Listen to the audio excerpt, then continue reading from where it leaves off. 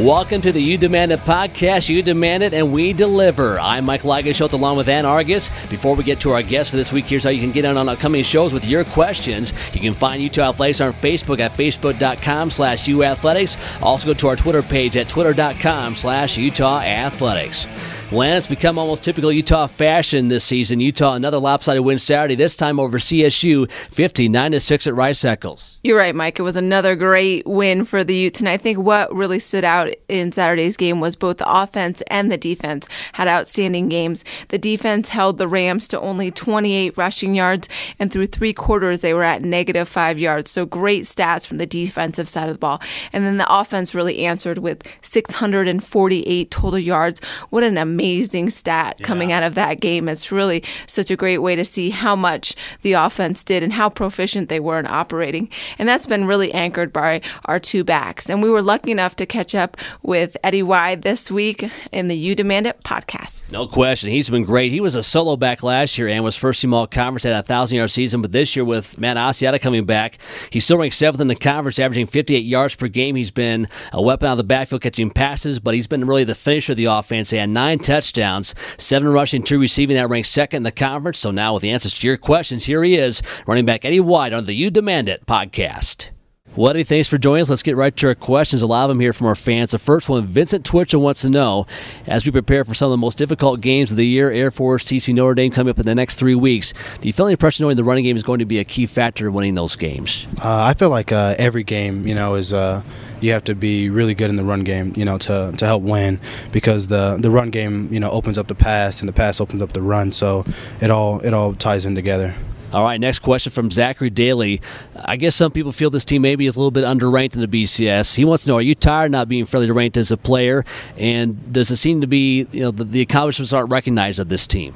Right now as a team, we really don't look at the rankings, so it doesn't really matter to us. But, you hear fans and, other people talk about the rankings, and they hope that we are, going to be ranked higher. But, we just go out there and try to get wins.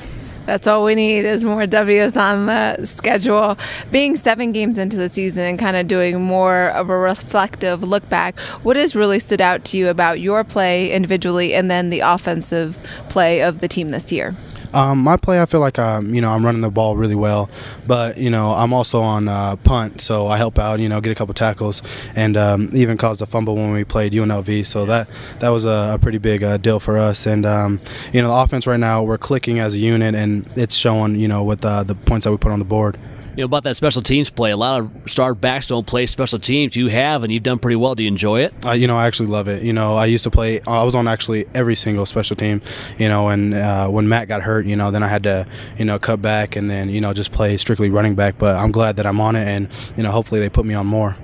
And I think we all saw Eddie's play on Saturday where he went in to score the touchdown and he got his helmet busted off. Everyone can't see Eddie right now, but he kind of has a busted lip with stitches in it. So nice move, sacrificing the body for the ball. What is it like to play with Matt, as you were just talking about, having this prolific backfield? How do you guys work together? I feel like we work well. I start off with speed. Matt is a power back. So, when Matt's in, he kind of beats up the defense for me, and then I just run around them. Or when I'm in, they're not used to the speed, so when Matt comes in, they have to deal with the power, and he just runs them over. Matt's a great player, and with both of us playing, it keeps us fresh, so we both like that. All right, next question from Emily Devine. She wants to know, if you could play another position, what would it be? I was recruited to play corner first, to play here, and Coach Stram saw my running back highlight, so that's why they moved me here. But I like to hit, and that's why I'm on the special team, so I can go and hit. So I'm trying to get on kickoff to go, lay the hat on someone. Maybe the next level, huh? Yeah. I'll do it. I'm ready. Or maybe the defense, Eddie. I mean, could you see redoing football again and being, a linebacker or something, hitting, laying the wood a little? I'd be a safety or something like that. I didn't want to be, too heavy as a linebacker. That's too much weight for me. All right, this next question from Chris Evans, a big Ute fan. This is a standard question, Eddie, so here it comes to you. What age did you realize you were awesome and born to play football? You know what? I'm going to have to say my first sport is soccer. I love soccer, and, that's the only game, the only sport I could watch a full game of. Can't watch the whole football game. Wow. But I started playing when I was 9, and that's when I knew I wanted to play. You know, I started off at corner, and then my dad moved me to running back, so that's when I decided to play running back. Your dad was running back as well, right, at UNLV? Yes, he was. You know, he's a real good back, and then he also went to like UNR and played there. And since this is your senior season, we're all very sad to say that. What do you see in your future after you graduate from college? You know, I hope to, you know, take the football route, you know, to the next level. But if not, you know, I'm getting my criminology degree, and you know, hopefully I'll be a juvenile probation officer. You know, that's what I want to do after. You know, help kids, you know, turn their lives around, and you know, be a role model to them. Great way to give back. Yeah, you have to. Well, thanks, Zane. I tell you, that combination of Matt and Eddie, a great 1-2 punch, and they're averaging between the two of them 114 yards per game, over 5 yards per carry, so that's pretty good production from your running backs. Utah now 8th in the latest BCS rankings, and just 5 games left, 3 on the road, 2 at home, but a big road game coming up this Saturday over in Colorado Springs. You're right, Mike. We're back on the road, and absolutely a big showdown in the Springs versus Air Force this Saturday.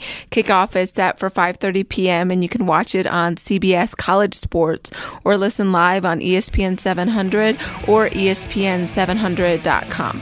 Most of the buzz on Facebook and Twitter have been about the TCU game. We'll have full coverage of the TCU game in our next podcast, but just a reminder, that's the blackout game, camo blackout game, so make sure all your blackout gear is ready to go.